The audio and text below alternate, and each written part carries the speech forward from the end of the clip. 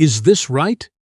Edwin Caldecott looked down. A small boy, 7 years old, maybe 8, with a star chart notebook open across his palms, was standing 3 feet from his wheelchair, tilting his head at the framed photograph on the study wall. Not looking at Edwin, looking at the photograph, an aerial shot of Cape Canaveral, 1967. 6 men in white short sleeves standing in front of a blackboard covered in equations. "How did you get in here?" Edwin said. The door was open. The boy pointed at the photograph without turning around.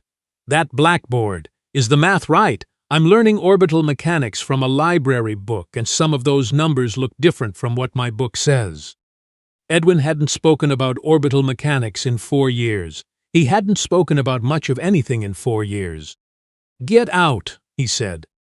The boy finally turned. He had his mother's eyes, steady, unbothered, and he held his star chart notebook against his chest, the way other children held stuffed animals. "I'll come back when you're not grumpy," he said simply, and walked out. Edwin stared at the empty doorway for a long time. Have you ever watched a child walk into a room that has defeated 13 adults and just not notice the difficulty? Not because the child was brave, because the child simply didn't know the room was supposed to be hard. If that's ever been you, if you've been the child who didn't know enough to be afraid, or the adult who needed one, drop a comment and tell me your story. Leave a like, and let me take you back to where this one began. The apartment on Decatur Street was a 1-bedroom that cost more than it was worth, the way things in grief always do. Dara Simms had been there 11 months. Ever since she'd moved out of the house, she and Nathaniel had shared for 16 years. She couldn't afford the house anymore. She couldn't afford much of anything, technically, because Nathaniel's estate had entered probate in January, and probate moved like cold syrup, and her savings account had a balance she tried not to look at directly. She sat at the kitchen table at 10:47 on a Wednesday night with her reading glasses on and a legal pad in front of her. Column on the left, money coming in. Column on the right, money going out. She'd been a federal circuit court judge for 9 years. She understood numbers, consequence, the distance between what should happen and what actually does. None of that helped her now. Toby was asleep in the bedroom, his star chart notebook open on the pillow beside him, his library book on orbital mechanics face down on the floor where he'd dropped it. He was 7. He had his father's hands and his father's way of believing that anything worth understanding was worth understanding completely. Dara had stepped down from the bench 14 months ago when Nathaniel was diagnosed. She hadn't announced it. She'd simply filed the paperwork and gone home to take care of her husband because that was the thing that needed doing, and she had always been a person who did the thing that needed doing. People in the legal community had been respectful and careful around the subject, the way people are when they don't know what to say. She appreciated the silence. She did not appreciate the situation. There was a job listing on her screen. Full-time live-in caregiver, private residence, elderly male patient, 83, end-stage congestive heart failure, full room and board. She'd looked at it 3 times in the past week and closed the tab 3 times. She opened it again. She read the note at the bottom. In the interest of full disclosure, this placement has seen 13 caregiver departures in 9 months. The current client is described by staff as intensely private and resistant to care. Dara took off her reading glasses and rubbed her eyes. She thought about Toby's library book and the fine they couldn't afford if he kept it past Friday. She thought about the column on the right side of the legal pad. She called the agency at 7 a.m. She asked one question before anything else. Does the residence have room for a child? The agent paused. Mrs. Simms, the client's contract explicitly prohibits minors on the property. Dara said. He's quiet. He reads. He draws star charts. You won't know he's there. Another pause. If the client discovers him, you'll both be removed immediately. Dara looked at Toby, still in pajamas, cross-legged on the floor with his notebook, drawing the position of Jupiter as observed from their kitchen window that morning. I understand, she said. When do I start? The Caldecott estate sat on 12 acres in Macon County, at the end of a private road that wasn't on any map applications Dara could find. She drove her 2014 Civic through iron gates that opened automatically and felt, for a moment, like she was driving into a different century. The main house was federal style, 3 chimneys, Windows that went floor to ceiling on the first floor with all the curtains drawn. An ornamental garden gone to seed, the boxwoods leggy and unkempt, the fountain basin dry and stained. The whole property felt like it had been holding its breath for a very long time. Toby pressed his face to the passenger window. "Mama, is that the kind of house that has a library?" "I don't know, baby." "It looks like it has a library." The woman who met them at the front door introduced herself as Mrs. Harmon, head of household staff, currently a staff of one. She was in her 60s, gray hair pulled back, reading glasses on a silver chain. She looked at Dara with the expression of someone who had been through this before and was bracing for it to end the same way. She did not look at Toby, which Dara noted. "Number 14, Mrs. Harmon said by way of greeting. Dara Simms. You'll want to know what the others got wrong." Mrs. Harmon turned and walked inside without waiting. "They took it personally. Mr. Caldecott says things designed to make you leave. The moment you argue, cry, justify yourself, you've given him exactly what he wanted. Do not take it personally." "What does he want?" Mrs. Harmon stopped at the base of the staircase. She looked at Dara for a moment with something almost complicated behind her eyes. "To be left alone to die on his own terms," she said, "without anyone managing him. The irony being that he cannot safely be left alone. Hence you." "Hence me," Dara agreed. Edwin Caldecott did not look like a man who had designed navigation systems for early NASA satellite programs. He looked like a man who had decided, some time ago, that the world had nothing left to offer him and had made his peace with that conclusion. He sat in his wheelchair by the window with the curtains drawn, a gray cashmere cardigan, a wool blanket across his lap, his hands resting on the armrests with the stillness of something that has stopped fighting. He turned when Dara entered. He looked at her gray wool uniform, worn at the cuffs, her sensible shoes, her reading glasses pushed up on her forehead. He looked at her the way he looked at everything, measuring it for the fastest route to dismissal. "You're the new one," he said. "Dara Simms." "Yes, sir." "How long do you plan to stay?" "As long as you need care, Mr. Caldecott." He made a sound, not quite a laugh, but its colder cousin. Number 7 said the same thing. She lasted 11 days. Number 11 said she'd worked with difficult patients her whole career. She was gone by Friday. He turned back toward the curtained window. "What makes you different?" Dara thought about the legal pad and the 2 columns that didn't balance. "I don't have anywhere else to be," she said. Edwin said nothing, but he didn't ring the bell. On the nightstand beside his medication bottles, there was a cheap ballpoint pen. The clip was broken. It sat on top of a closed folder, and Edwin's hand moved toward it sometimes without him seeming to know it did, touching the barrel, not picking it up, just confirming it was there. Dara noticed. She noticed a lot of things. She had spent 9 years noticing things for a living. The first 2 weeks were an education in controlled cruelty. Edwin had turned it into something almost architectural, precise, load-bearing, engineered to produce a specific result. The water was never the right temperature. The meals were never correct. The angle of his reading lamp was described in terms of technical grievance. He never raised his voice. That was the worst of it. How much more effective quiet contempt is than anger, because anger at least tells you where you stand. Dara absorbed it. She went back to their basement room at night and sat on the edge of the bed with Toby warm and sleeping beside her, and she held herself very still. She had spent 9 years in a courtroom making decisions that changed the course of lives. She had learned how to separate the part of herself that felt things from the part that had to keep working regardless. She used that skill now. She put the grief in one room and the work in another, and kept walking between them. Toby stayed in their room as instructed. He read. He catalogued the positions of 7 planets from the small window above his bed, using a compass and a protractor and a method he had developed himself, which Dara did not fully understand, but which she respected enormously. On the 16th day, she left the study door open while she vacuumed the hallway. On the 17th day, Toby found it. Edwin heard the footsteps before he saw the boy. Small, unhurried, completely unimpressed by the room. The child walked through the study door and straight to the photograph on the wall, Cape Canaveral, 1967, and stood there with his notebook open and his head tilted.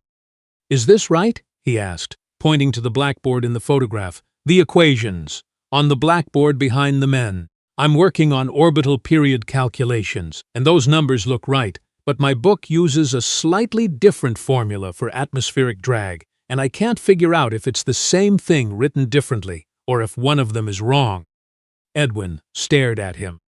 He had not spoken about atmospheric drag calculation since a retrospective conference in 2019 that he had attended only because his attorney said it would be good for his public profile. He had sat in the back and not answered questions. "Who are you?" he said. Toby. I live downstairs with my mom." He pointed at the floor. "She takes care of you." Edwin looked at this child, who was now pointing at a specific term in the blackboard equation with a pencil he had produced from behind his ear, who had apparently walked into his private study to dispute the mathematics of a 50-year-old photograph, who was completely and entirely unafraid. "Get out," Edwin said. "But which formula is right?" "The one in the photograph." He turned his wheelchair back toward the window. "Now get out." Toby considered this. He wrote something in his notebook. "Okay," he said. "Thank you, Mr. Caldecott," and he left. Edwin sat very still. He looked at the folder on his desk, the cheap pen on top of it. The next morning, Toby came back. He sat on the floor of the study with his notebook and worked in silence. Edwin watched him for 20 minutes before realizing he was watching. "I told you to get out." "You told me yesterday," Toby said without looking up. "You didn't say anything about today." Edwin's jaw tightened. He did not ring for Mrs. Harmon. Toby came back the day after that, and the day after that. He told Edwin about orbital resonance, about Jupiter's Galilean moons, about a paper he'd read. A library photocopy his mother had gotten for him, written by a NASA engineer in 1971 about long-range navigation drift correction. He couldn't pronounce half the words. He sounded out the author's name with great care. "Roscoe Webb," Toby said. "He's really smart. Do you know him? He worked at NASA the same time as the people in your picture." Edwin's hand went to the pen on the desk. He gripped it. "He's dead," Edwin said. Toby nodded, solemn. "My dad is dead too." He looked up at Edwin with the straightforward honesty of a child who has not yet learned to dress hard things up. "It makes you really quiet, doesn't it, when somebody is gone and you didn't say enough things while they were here?" Edwin said nothing for a long time. His pale eyes went somewhere else, somewhere Toby couldn't follow and didn't try to. "Yes," Edwin finally said. Bryce Caldecott arrived on a Thursday in October. He drove a Porsche Cayenne and wore a suit that fit the way suits fit people who have never once had to consider the cost of a suit. He was 53, silver at the temples, and he had his father's posture without his father's intelligence, a combination Dara had encountered before in courtrooms and had never found encouraging. He walked past her in the entrance hall without acknowledgement and went directly to Mrs. Harmon to ask about his father's updated medical directive. His first question was not about Edwin's comfort, or his pain levels, or whether he was eating. It was about the document's current signatory status. That evening, Bryce's wife Paige arrived. She was polished in the particular way of women who have decided that being decorative is a form of power. Paige brought Edwin his evening medications herself, gentle about it, touching his shoulder, calling him Dad in a soft voice, pouring his water with both hands. It should have looked like care. It almost did. Edwin, who had been eating solid food again, who had started sleeping only 9 hours instead of 14, who had actually laughed, at something Toby said about the rings of Saturn the week before, began to slip. His color went gray. He slept through meals. His hands trembled worse than they had since the hospital. Toby told Dara on a Tuesday night in their basement room, with his voice very careful and quiet.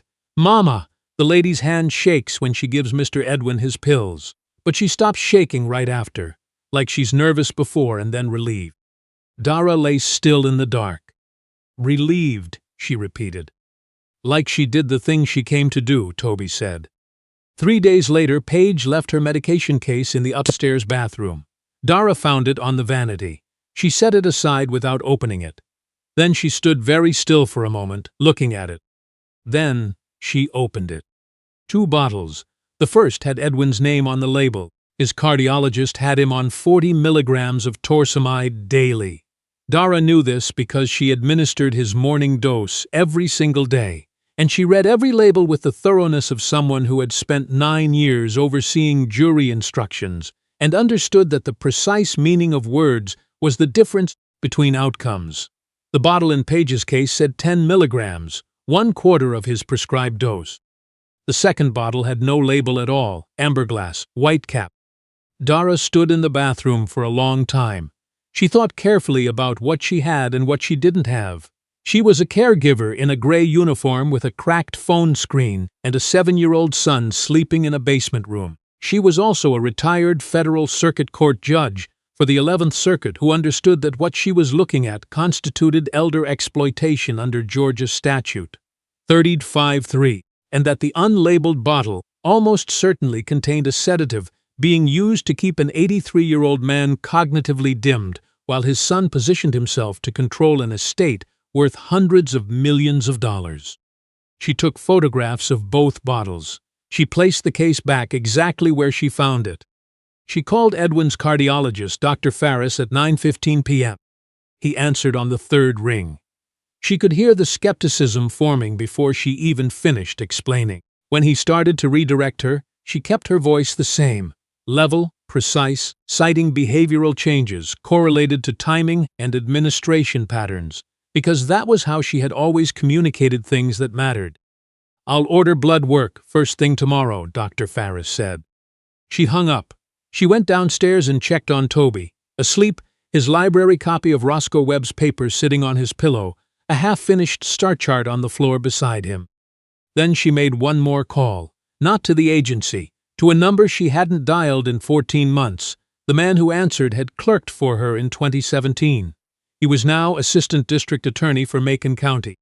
"Judge Simms," he said. "Not judge anymore, Kevin, but I need you to listen." Page came for her case the next morning. She found it exactly where she'd left it. She walked to the kitchen where Dara was preparing breakfast, and she closed the door behind her. "You went through my things," she said. "You left your case in the bathroom. I moved it to the counter. You opened it." Dara turned to face her. "Those aren't his prescribed doses, Mrs. Caldecott." Something moved behind Page's eyes, fast, then controlled. Her face stayed pleasant. "You are a home caregiver. No one is going to listen to you. Dr. Farris might, when the blood work comes back." The pleasantness dropped like a mask off a hook. Her hands went white on the leather case. "I will have you removed by end of day. You and your son will be off this property tonight. And when I'm finished making calls, no agency in this state will place you again." She said it with the certainty of someone who had never had reason to doubt her own power. She left without waiting for an answer. That afternoon, the blood work came back. Torsemide at 22% of therapeutic range, the unlabeled bottle, lorazepam, not prescribed, not documented, administered to a man with end-stage heart failure for an undetermined period of weeks. By 4 p.m., there were investigators from the Macon County Prosecutor's Office in the study. Dr. Farris was on the phone with Adult Protective Services. Clement Farrow, Edwin's attorney, was on his way from Atlanta. Bryce stood in the hallway looking like a man watching his future walk out the door, and there was nothing.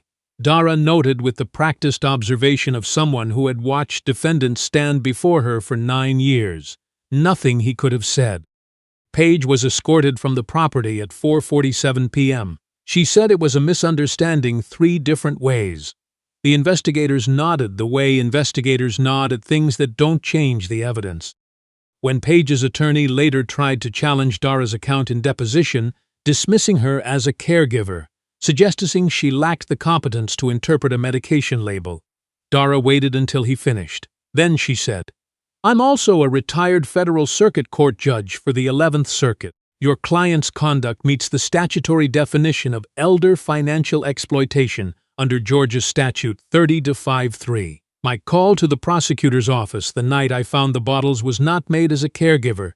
It was made as an officer of the court. I would suggest you discuss with your client the difference between someone who can be silenced and someone who has simply chosen not to speak yet." The attorney stared at her. "These things coexist, counselor. Dara said quietly.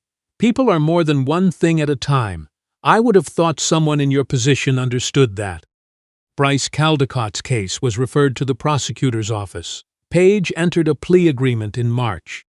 That evening, the night the investigators left and the house went quiet again, Edwin asked Mrs. Harmon to bring Dara to the study. He looked diminished, and also lighter, the way people look when something they've been carrying has finally been set on the floor. He offered her a seat. It was the first time. He picked up the cheap ballpoint pen. He held it in both hands. "Roscoe Webb," he said. Dara waited. "The paper your son found in the library. Roscoe didn't publish it under his own name because I published it under mine." Edwin's voice was steady in the way voices are steady after decades of practice saying the unsayable. His research, his mathematics, his derivation on long-range navigation drift, 2 years of his work. Management told me to put my name on it. I was their man. I was the face they'd chosen, and I was young enough and ambitious enough to tell myself it was just the way things worked. He stopped, began again. Roscoe was quietly pushed out 6 months later. He died in 1989. He was 54 years old. He had a daughter. He never worked in aerospace again. The room was very still. "This pen was on his desk the day they walked him out," Edwin said. "He left without it. I kept it. I told myself I kept it so I wouldn't forget." He looked down at it. "I think I kept it so I could forget. The pen was standing in for the conversation I never had the courage to have." Dara looked at the pen. Dry, cracked clip. "What's his daughter's name?" she said. Edwin blinked. He hadn't expected that question. "Loretta," he said. "She'd be in her 60s now. She teaches middle school science. In Birmingham." Dara nodded slowly. "Then you know what you need to do." The phone call happened the next morning. Edwin called Loretta Webb at 9 a.m. and told her everything. His voice broke once. He did not try to sound composed. He said her father's name with the care of someone returning something they'd had no right to take. Loretta Webb was quiet for a long time. Then she said, "He used to tell me that the math is always right, even when the people aren't." He said eventually the right answer finds its way out. Edwin closed his eyes. "I'm sorry," he said. "I should have said this when it could have helped him." "You're saying it now," Loretta said. "That's not nothing, Mr. Caldicott." He sat with that. "No," he said quietly, "I suppose it isn't."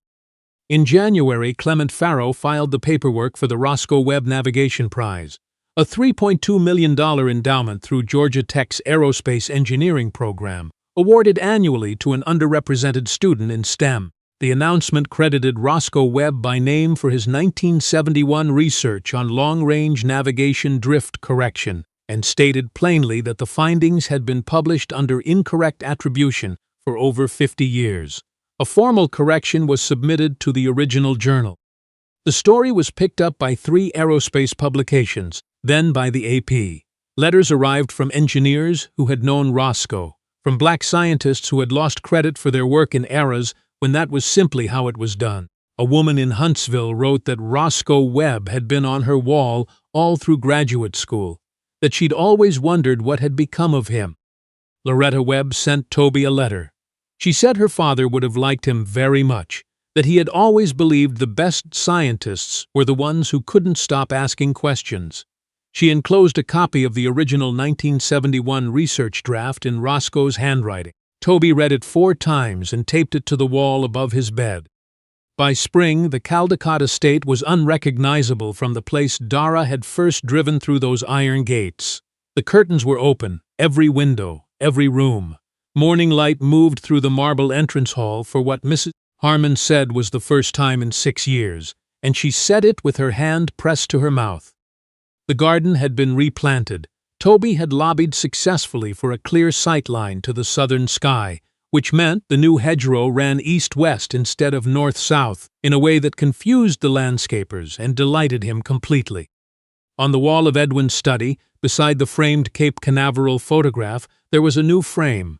Roscoe Webb's original draft in his own handwriting, matted in navy blue.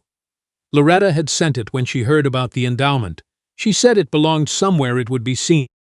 Edwin sat most afternoons on the back porch in a patch of afternoon sun. He was still thin. His heart was still failing the way hearts do when they have been failing for a long time. But his color was better, and he slept 8 hours, and he argued with Toby about the finer points of Kepler's second law with an energy that alarmed Mrs. Harmon and delighted everyone else. Toby always won the arguments. Edwin never conceded. This was a mutual arrangement they both seemed to find deeply satisfying. Dara stood at the kitchen window on a Thursday afternoon. The same day of the week, she realized that Toby had first walked into the study uninvited and watched them on the porch. The old man in the wheelchair and the small boy on the step beside him, Toby reading aloud from Roscoe Webb's draft, stumbling over the terminology, asking questions at every paragraph. The cheap ballpoint pen sat on Edwin's armrest. He touched it sometimes without knowing. Dara thought about the legal pad and the 2 columns. She thought about the thing Toby had said in the dark on their first night there. It makes you really quiet, doesn't it, when somebody is gone and you didn't say enough things. She thought about Nathaniel, about all the things she had said while she still could. Some people don't get that. Some people carry a cheap pen for 50 years because saying the thing is harder than carrying the evidence of not having said it. Edwin had said it. Late and imperfectly, with the full weight of what it cost him. And Loretta Webb had said, "That's not nothing." Dara believed her. Some moments aren't meant to be entered. They're meant to be witnessed. She stayed at the window. She didn't interrupt. If this story found you today, I want to ask you something, and it's not about estates or endowments or any of the machinery. I want to ask about the pen. We all have one. Something we're holding on to because it's easier than the conversation. Something that belongs to someone we didn't do right by, that we touch without knowing, that we keep telling ourselves we're keeping so we won't forget, when really we know, somewhere underneath all of that, we keep it so we don't have to face the forgetting we've already done. What's yours? You don't have to explain the whole story. Drop the shape of it in the comments. And if someone else's story down there looks like yours, say so. That's how we stop being quiet about the things that need to be said out loud. Hit subscribe if this is the kind of story you want more of. Share it with someone who's carrying something heavy today. And remember what Roscoe Webb told his daughter, every time the world got it wrong, the math is always right, even when the people aren't. Eventually, the right answer finds its way out.